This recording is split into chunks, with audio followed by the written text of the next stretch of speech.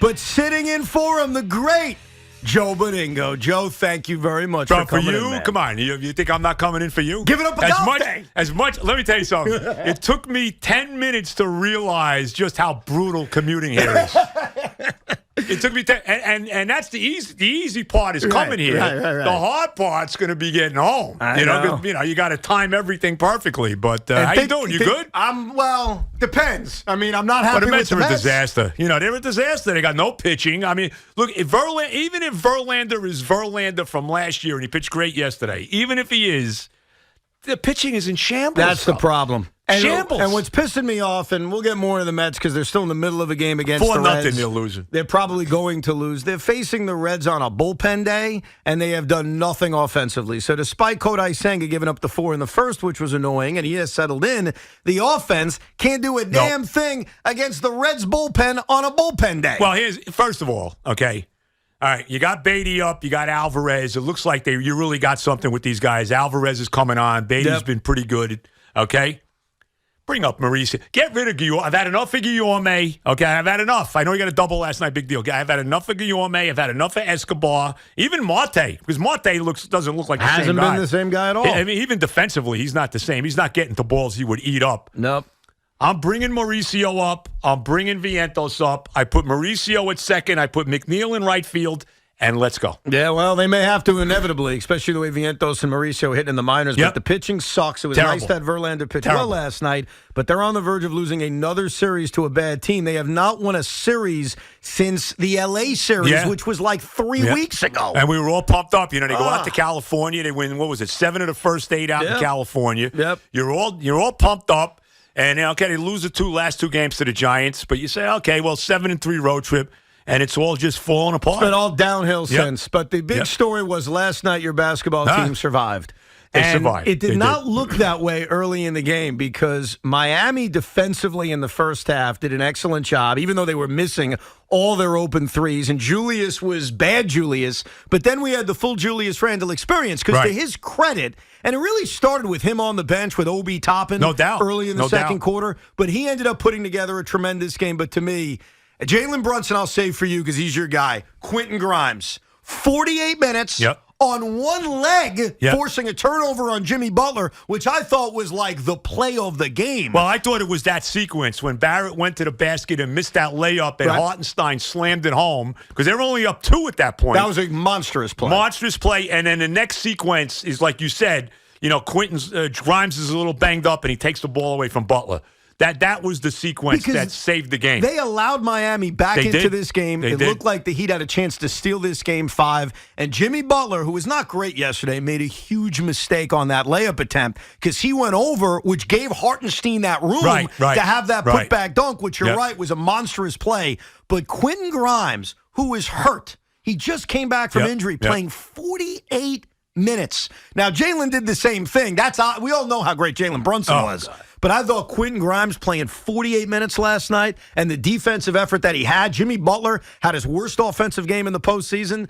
Very impressive as they force a game 6. Hey, no question about it. And let's give props to Mitchell Robinson, too, because he clearly had his best game of the series. And when Spoelstra tried the hack-a-shack on him, he's hitting for you like 3 out of 4, whatever it was, 4 out of 6. I mean, that was huge in this game last night. Let's not minimize that either. That was incredible. I really thought when Spo did that, and it was the right move. Like, I don't think anybody would criticize shooting 48% from the foul line. I thought he was going to wilt. I really did. I didn't think he'd respond on those first 2 times they did it. He went 3 for 4 from the line, which is like stunning because his form is so ugly. Like, you watch Mitchell Robinson shoot free throws. Obviously, the results are bad. It's not like the form's any better. So he responded in a big way. And for Jalen Brunson to have that kind of performance, he's clearly not healthy. He's playing on a bad ankle.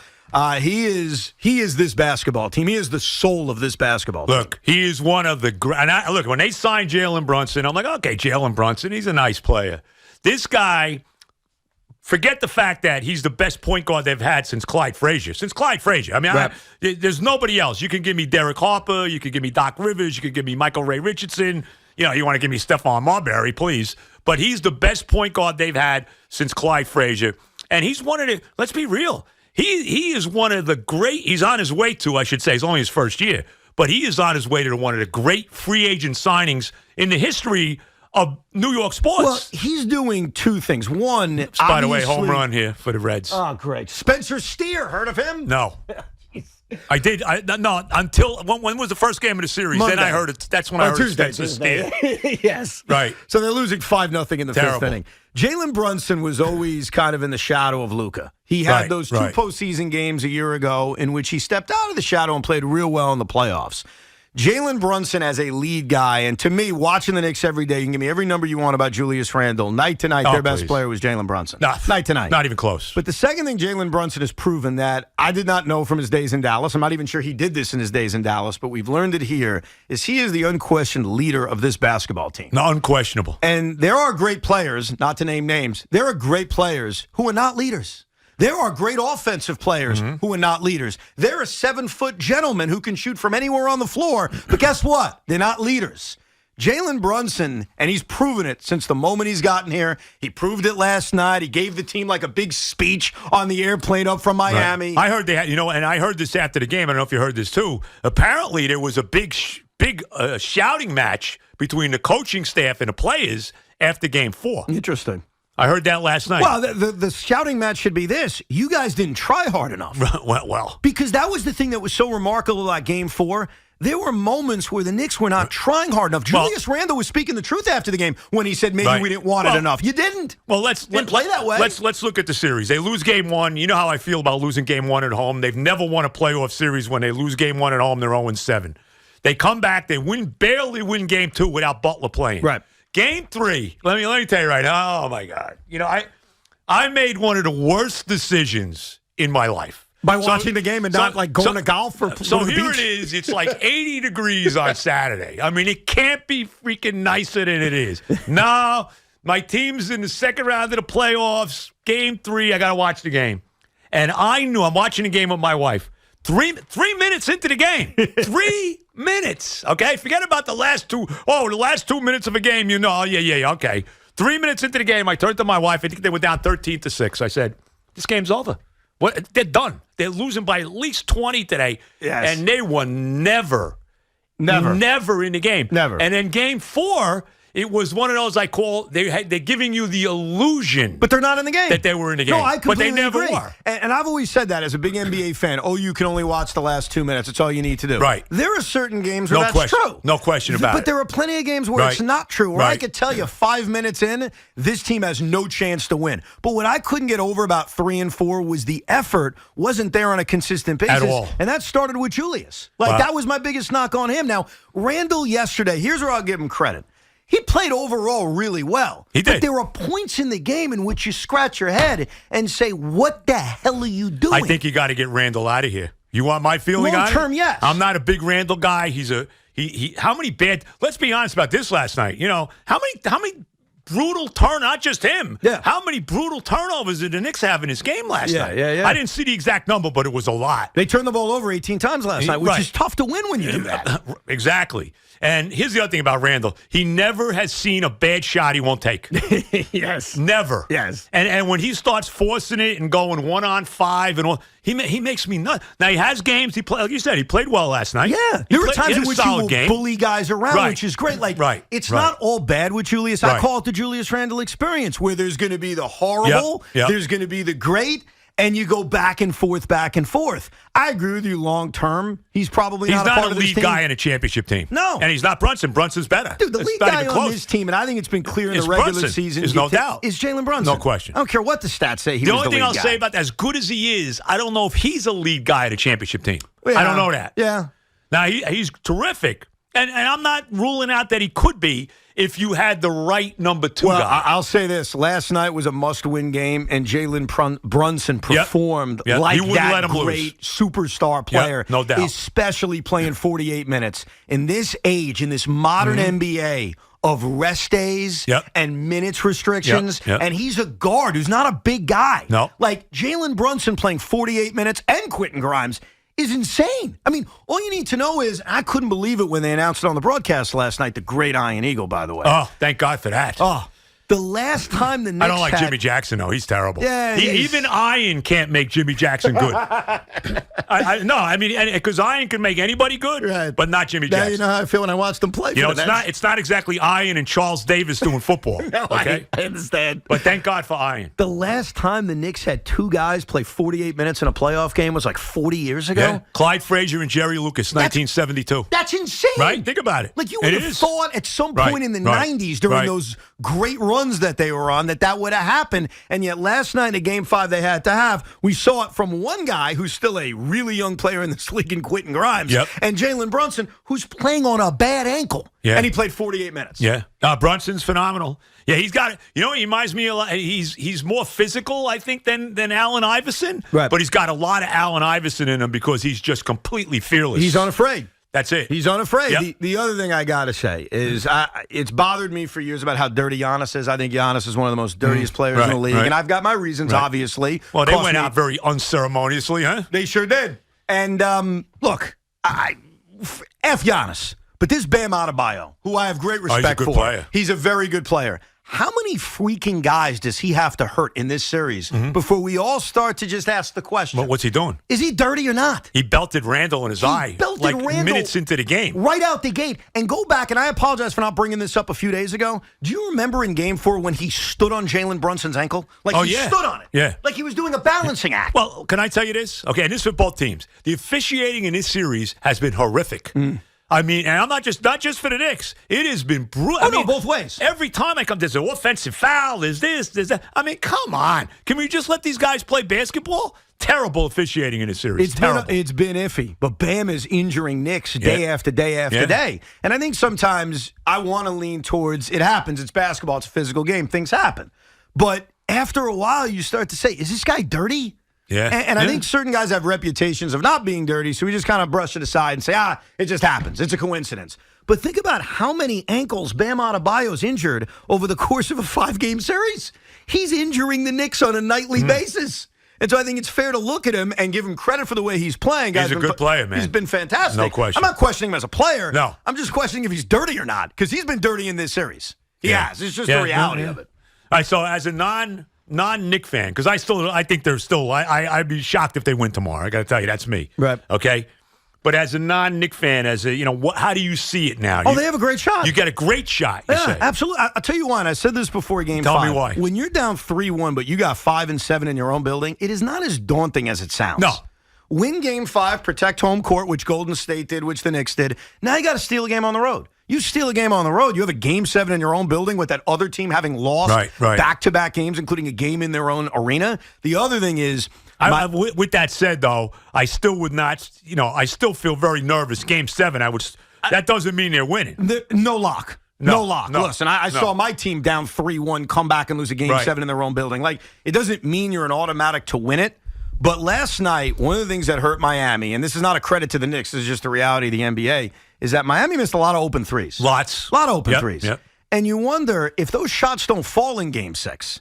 Again, like they didn't in Game 5. Kevin Love was 0 for 6 on open threes. If that happens again, and Jalen Brunson gives you another big-time performance again, and Jimmy Butler has had a good series, he has not had a Buck-like series. No. We have not seen that from Jimmy. He's been the best player on the floor, though. Absolutely. Up until Brunson's performance last night. But it's also been far different than what he had to do against the Bucks. He made 12 threes in that series. He's made one in this series. One game. He had, 56 that one game? Yeah, he hasn't come close to that in this series. Right. So, look, he clearly still the favorites to win this thing, of course. But I give the Knicks more than a puncher's chance. Well, the other thing the Knicks have to do is what they did. They won the rebounding battle last night. That's the key, bro. And, you go back to Game 4, that one sequence where they were down 6 or whatever, and the Heat got like 4 or 5 offensive rebounds in a row. I mean, it was embarrassing how they were getting every shot, every rebound. So that's the key. I mean, if the Knicks are going to win, you're right about the three-point shooters. No doubt about it. These guys are cold. I mean, Gabe Vincent has gone ice cold the last couple games. I know. He's killed them in the first 2 games. Yeah. So, but you're right. What the Knicks did so well against Cleveland, especially in that Game 5, is they beat the crap out of them. Mitchell Robinson was great in that series. Yes. He's been majorly outplayed by Adebayo. No doubt about Adebayo in this series. He pushed Jared Allen around. He pushed Evan Mobley around. And that Game 5 in Cleveland, to me, was the Mitchell Robinson game with how effective he was. Yep. They have to kind of get back to their strength. The one thing that's also surprising is how their bench has been destroyed in every game. And obviously they miss Emmanuel quickly. Right. There's no doubt. Because even though he did nothing even when he was healthy. He was doing nothing in this series. He did nothing offensively, but I still thought he was a big help on the other side defensively. Okay. So they miss him. But look, you have a new life now. The one guy they've gotten off the bench has played well is Hartenstein. Yes. Hartenstein and Robinson are in for today's modern center. Yeah. They're a really good 1-2 punch. Like you mentioned earlier, one of the biggest plays of the game was that putback. No doubt. No doubt. That was a huge play in this game. Yep. So they've got a shot. They're alive. And look, I know history's against them. You have said this when we were doing shows together. Knicks lose game 1 at home. They never win. Nope. That's the reality. Knicks are down 3-1. They never win. Miami's never blown a 3-1 lead. I get all of what history says. But history don't mean a damn thing. They got to go win a game in Miami. They have to show up tomorrow night in Miami. And if they steal that game, I think you'd feel pretty damn good Monday night at the Garden. Hey, look, Not that it's a lot, but you'd feel good. We'd be signing for that Game 7 Monday night. That would be pretty good. And when was the last time Madison Square Garden hosted a Game 7? Yeah. It's been a long damn time, man. Madison Square Garden Game 7. Knicks Game 7, by the way. I'm thinking. I think, you know what it is? I think it was the game in '95, the Patrick Ewing finger roll. Yeah. That might be the last Game 7 at the Garden. Isn't that crazy? Pat Riley's final game. I'm pretty sure that's what it is. And think about this. I'm going to look it up just to confirm. I'm pretty sure it is. Go ahead. 48 minutes away from getting to that. Yeah. And I don't think it's that crazy. I really don't. I mean, Miami, I know they outplayed the Knicks over the first 4 games in every way imaginable, and they almost won that game, too, like you mentioned, without Jimmy Butler. But the one thing I've learned watching the NBA playoffs and watching this series, nothing matters one game to another. There's no momentum in this. There's momentum. Somebody said this, I forget who it was, and I agree with it. There's momentum in the game. There's not momentum between games. Yes. And by the way, the momentum in the game. Every game's a new entity to itself. 100%. That's why when game 1 was finished and the attitude was, boy, if we had Julius, we make a few more threes, we win, that meant nothing going into game 2. Just like, Miami almost won without Jimmy. That means something great. Nothing means anything. So I don't think there's any, and even from quarter to quarter, it doesn't mean anything, because as you're watching this game last night, and the Knicks are outscored 24-14 in the first quarter, and Julius looks like he's in another planet. Did you think they were winning the game? No. Hey, give Obi Toppin credit, too, because he gave him a lot of energy starting that second quarter when they really, I don't want to say they won the game there, but if that doesn't happen, they don't win. No question. That was that 5-6 minute sequence. They hit 7 straight shots. They scored like 18 points in like 3 minutes. They scored, 14 in the first quarter. Very streaky. So that was a huge sequence in the second quarter. And even that last play of the first half, Julius Randle making that 3 that gave him a 3-point lead. Yep. I don't know if that meant anything. Step back 3. Yep. I don't know if that led to any momentum to begin the third quarter, but it was a big shot. It was a big play. And give the Knicks credit. They protected home court. Now we've got a Game 6. The question is this going to end up like Indiana a decade ago, where they win a Game 5, great, then they lose a Game 6, and we all remember Roy Hibbert blocking Melo? Or does this lead to something magical? Well, you go back to, I mentioned that 95 series. Remember, they were down 3-1. They lost Game 1 at home. They had the 7-point lead with 18 seconds left and blew it. Missed a bunch of free throws. Reggie Miller, and, did his thing. They're down 3-1. They win Game 5 at the Garden, barely. They win Game 6 in Indiana. Remember, they won Game 6 in Indiana and then lost Game 7 at the Garden. Like I said, the finger roll game, and the worst move that I can think of in the history of the franchise was when Pat Riley left. Could you imagine how different it would be if Pat Riley was here running the Knicks for these last 25 years? Yeah, it'd be a different world. I mean, you kid, unbelievable. And you're right. The last time they hosted a Game 7 at Madison Square Garden, Indiana, was 1995, same round, Eastern Conference semis, and they lost to Indiana. So that's what we're facing if the Knicks can win a game tomorrow night in Miami. A Game 7 for the first time. And how many years is that now? 95, 2005? 28. 28 years? It's hard to believe. I was at that game. I wasn't doing radio yet. Really? Not until later on. I started, I guess, at the end of the year. I started later on that year. In September of 95 is when I started. And I'll never forget this. I was at Game 1 as a fan. Right. They're up 7 points with 18 seconds left in the game. They blow the game. Reggie Miller actually knocked Greg Anthony over and make one of the 3-point shots. And I was my wife and I went to the game. We had about a 4 or 5 block walk to the car from the Garden. Didn't say a word to each other. Couldn't believe what we just saw. Yeah. And that's really where they lost the game. Lost the series, that game. I mean, I think looking back on it, absolutely. Yep. But to your point, you said this earlier, they were down 3-1 in that series. They won a Game 5 at the Garden. They won a Game 6 on the road. They got the Game 7 at the Garden. And they lost. I don't think that it's a guarantee they'd win Game 7, but I think you'd feel pretty damn good about it at least. Yeah. Pretty Aaron optimistic. Rodgers, I'm sure, will be there. Rodgers will be there. Salah will be there. They'll all be there. Alan Lazard, Sauce, everybody. Did they show up last night, though? Like, were they for Game 5? I didn't see him. All they showed last night was the old Knicks that were there. Bill Bradley was there. John Starks. Did you see the outfit Clyde had on Of last? course. Oh, my God.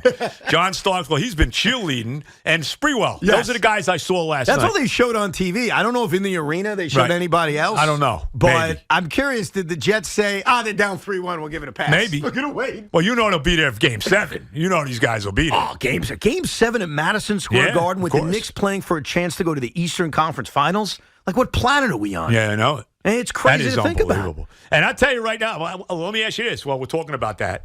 How do you feel about that? Is Philly winning this series, or you think Boston's coming back to win the series? Dude, I'll tell you this. All year, there's been something off about the Boston Celtics. Yeah, there's been something missing about the Boston Celtics. But do I trust James Harden, who has had remarkable moments in this series? And also complete disappearing acts. Yes. Well, that's the thing it's an enigma. Like, I've seen the great of James Harden. We all did, especially going back to the very beginning of this series in Game 1. Then he no-shows 2 and 3. But I've also seen this Sixers team. I know it's different because Ben was there, that fraud. But I think back to the Atlanta series from a few years ago. I don't trust either team. And that's kind of where I am in the NBA playoffs. I don't trust anybody. Yeah. No, Who do you look back? Other than the Warriors, maybe to come back now as they win last night. Right. Who do you look at Nobody. and trust? Nobody. No, you don't. No, you're 100%. And by the way, that's the fun part about it. Like, it does feel wide open. Yeah. It really does. It does. And that has not happened a lot in the history of the NBA. But you look at every team that's out there, and a part of it is they're all flawed. Like, there's a knock on everybody. There's a flaw with every team remaining, but it does feel completely wide open. So just because Philly's a win away, and they got Game 6 in their own building from going to their first conference finals since 2001. Think about that. Yeah, that's right. Well, that's the year they went to the finals. They lost to the Lakers. But they haven't been to a conference final since. Oh, yeah. During this Embiid era, they always seem to get knocked out in the second round. I don't they trust haven't won a them. championship since 1983. No, I know. It's a long time, 40 years ago now. Yes. Imagine if we get a Knicks I'm rooting Sixers. for Philly in that series. I hate the Celtics. I still hate them. Yeah. I got to tell you, watching that, I go back and forth because I hate everybody. I know. There's nobody I like. There's no friendly understand. face. Yeah. The only friendly face I see is Bruce Brown with Denver. It's the only friendly face I see in the NBA playoffs. Well. Steph Curry, I don't mind. I got no issue with the Warriors. Right. It's amazing for a team that's won as much as they have. I don't know how you feel about them. I can't don't stand hate them. Oh, I can't stand them, and I can't stand the Lakers. So I don't. It's very difficult. I've had enough of both. And of them. you can't stand Durant, so you're rooting for Denver, right? Of course, Durant, the old ABA team. Let's Durant. Give me a break.